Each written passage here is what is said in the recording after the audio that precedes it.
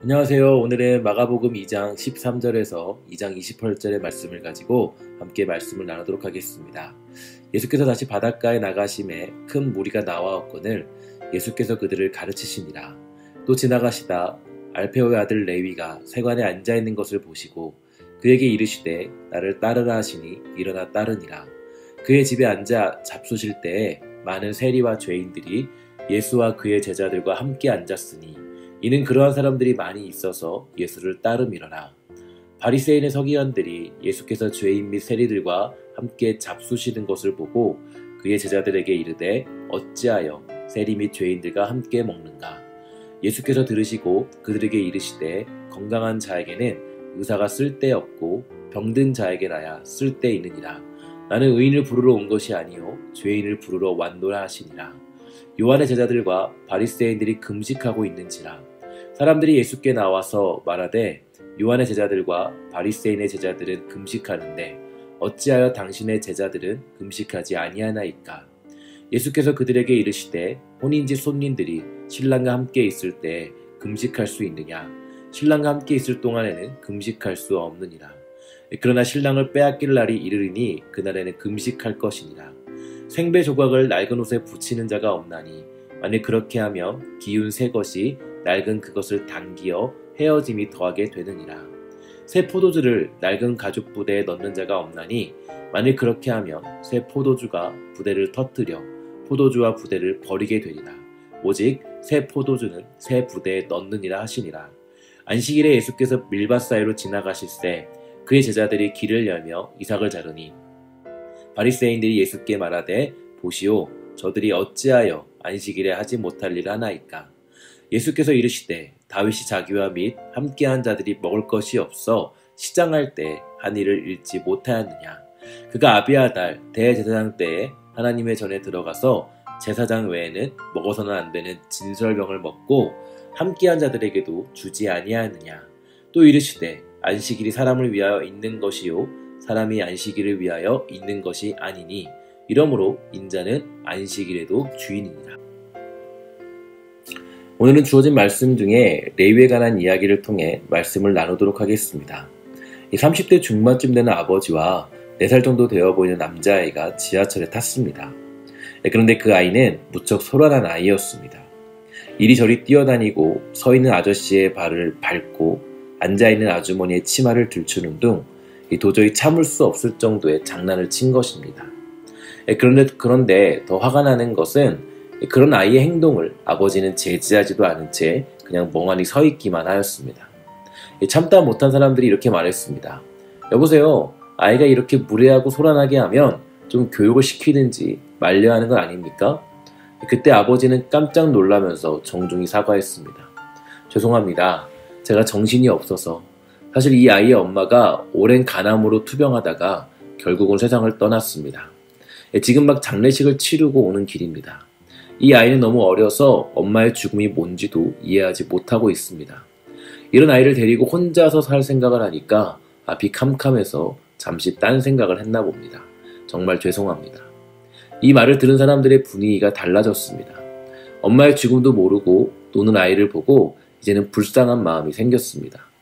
아버지를 보고는 측은한 마음이 생겼습니다. 여기에서 달라진 것은 없습니다. 아버지나 아이의 행동에 변화가 찾아온 것이 아니라 바라보는 사람들의 편견이 사라졌습니다. 저는 신앙생활하면서 우리들의 삶에 가장 많은 변화가 찾아와야 할 부분이 바로 고정관념과 편견이 사라지는 것이라고 생각합니다. 상대방에 대한 이해의 폭이 넓어지는 것, 이것이 진정한 신앙생활을 증명할 수 있는 비결입니다. 오늘 우리가 보는 본문에도 이와 비슷한 일들이 일어나고 있는데요. 이 본문 14절은 다음과 같이 말합니다. 또 지나가시다가 알페오의 아들 레위가 세관에 앉아있는 것을 보시고 저에게 이르시되 나를 쫓으라 하시니 일어나 쫓으니라. 예수님이 이 세리를 보셨다는 것 자체가 이미 보통 사건이 아니었습니다. 왜냐하면 세리는 그 당시 유대인들이 가장 기피하는 대상이었기 때문입니다. 예수님은 랍비이며 율법을 가르치는 교사였습니다. 그 당시에 예수님을 메시아로 믿지 않은 사람들이라 할지라도 만약 유대 랍비나 도덕교사 혹은 종교교사가 지나가다가 세리를 만나며 절대로 쳐다보지 않았고 그냥 피해갔습니다. 이 당시의 세리들은 인간 이하의 쓰레기로 취급당했습니다. 로마에 붙어서 세금을 걷었고 동족들을 착취하는 사람이 세리였기 때문에 우리가 생각하면 아마도 일본 순사와 같은 역할을 했다고 보면 쉬울 것 같습니다. 특히 유대인들은 사람과 시간 그리고 공간을 거룩한 것으로부터 천한 것에 이르기까지 세부적으로 구분하였는데 이 평가 기준에 따라 사람들은 종교 지도자, 귀족, 평민, 그 다음에는 종, 고아, 과부, 병자 순으로 사회적 레벨이 정해져 있었습니다. 또한 시간에 있어서도 안식일을 다른 날과 구분하여 거룩하게 지켰고 공간도 예루살렘, 성전, 회당, 집, 무덤 순으로 레벨을 정하였습니다. 그리고 세리는 그 레벨에 따라서 종, 고아, 과부와 병자와 같은 위치에 있을 정도로 사람들이 하찮게 여기는 그런 계급에 속하여 있었습니다. 그러나 오늘 본문을 보면 예수님은 그러한 죄인들과 함께 식사하시면서 이 관습화된 사회적 인간 피라미드 구조를 무너뜨리셨습니다. 그리고 거룩함과 비천함의 기준을 다시 설정하고 선포하셨는데 그것은 바로 예수님께서 계신 곳은 다 거룩한 장소이고 그를 믿고 따르는 자들은 모두 거룩한 하나님의 백성으로 간주하신 것이며 비록 비천한 장소로서의 집이라 할지라도 예수님께서 머물러 계실 때 그곳은 하나님의 지성소가 된다는 것을 보여주신 것입니다. 이처럼 예수님은 당시에 가지고 있던 고정관념과 편견을 깨뜨리셨고 새로운 하나님 나라의 질서를 선포하십니다. 유명한 성경학자 윌리엄 바클레이는 예수님은 레위라는 이름을 가진 이 세리를 보았을 때 그 안에 있는 위대한 전도자 마태를 보았다라고 말했습니다. 우리는 레위라는 사람은 잘 모르지만 이 마태는 잘 압니다. 바로 오늘 등장한 레위가 이 마태복음을 기록한 마태인데요. 예수님은 세리 레위 안에서 이 전도자 마태를 보았고 이 사람이 예수님을 믿고 변화된 후에 하나님이 특별하게 쓰시는 사람이 되었습니다. 많은 성경학자들은 마태라는 이름이 레위가 변화된 다음에 붙여진 새로운 이름이었을 것으로 추정합니다. 마태란 하나님의 선물이라는 뜻입니다. 그는 하나님의 선물처럼 소중한 존재가 되었습니다. 비록 많은 사람들에게 손가락질 받는 세리였지만 회심한 후에는 여러 가지를 관리하던 특유의 정확한 관찰력을 가지고 예수 그리스도의 생애를 정확히 관찰하고 증거하는 마태복음을 남기게 됩니다. 예수님은 항상 현재에 있는 모습 그대로만 보지 않으시고 미래의 가능성을 보셨습니다. 시몬 베드로의 경우도 마찬가지였죠. 체질로 치면 그는 다혈질적인 사람이었습니다. 충동적이고 격정적이며 종잡을 수 없는 성격의 사람이었습니다. 그러나 시몬을 처음 만났을 때 예수님께서 그에게 하신 말씀은 요한의 아들 시몬이니 장차 게바라하리라였습니다. 여기서 게바란 이 반석을 의미하는데요. 육중한 그런 반석의 이미지를 보면 충동적이고 급하고 쉽게 변하는 시몬에게 어울리지 않는 별명이었습니다. 그러나 예수님은 시몬을 그런 사람으로 보지 않으십니다. 주님의 손에 붙들림 받았을 때 그 위에 위대한 초대교회가 세워질 수 있는 전도자 시몬 베드로를 보셨습니다. 예수님은 이렇게 사람을 보시는 것입니다. 진정한 믿음이란 바로 주님을 기대하는 것이죠.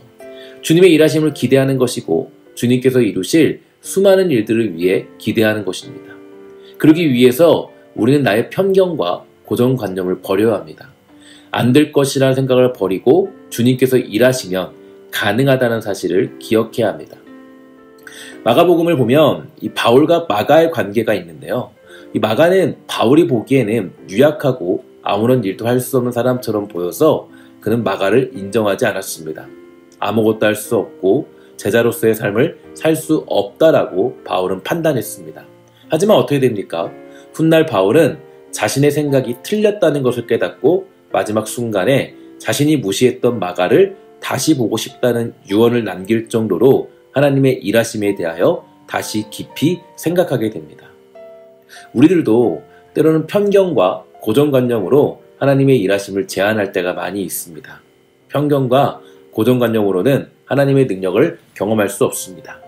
하나님은 우리의 편견과 고정관념 속에서 일하지 않으시고 하나님의 뜻과 계획, 무한한 섭리와 은혜의 손길로 일하시는 분이기 때문입니다. 교회는 사람을 기대할 수 없습니다. 사람을 기대하면 실망이 클 뿐이겠죠. 종종 이 목사를 기대하는 사람들이 있는데 이것처럼 어리석은 것도 없습니다. 목사를 기대하지 마십시오. 목사를 통해서 역사하시는 하나님을 기대하셔야 합니다. 성도를 기대하지 마십시오. 그 사람을 통해 일하실 하나님을 기대하십시오. 지금은 분명히 세리와 같은 사람이지만 하나님이 일하시면 마태로 변화되는 그 하나님의 꿈을 가지는 것, 이것이 바로 믿음의 기본적인 정신이 되는 것입니다. 이 시간 함께 기도하는 여러분 모두 하나님을 기대하는 믿음이 회복되기를 주의 이름으로 부탁을 드리겠습니다. 그래서 무슨 일을 만나도 좌절하지 않고 도망치지 않고 하나님의 꿈을 꾸고 비전을 가지고 살아가는 주의 백성이 다 되시기를 주의 이름으로 부탁을 드리겠습니다. 기도하겠습니다. 하나님 감사합니다. 이 땅을 살아가며 나아갈 때 때때로 우리가 여러 사람들을 판단하고 여러 사람들을 정죄할 때가 많이 있습니다. 우리가 그럴 때 사람들을 보지 아니하고 시대를 보지 아니하고 환경을 보지 아니하고 오직 하나님만 바라볼 수 있는 믿음의 눈이 띄어질 수 있도록 허락하여 주시옵소서. 모든 말씀 예수님의 이름으로 간절히 기도합니다.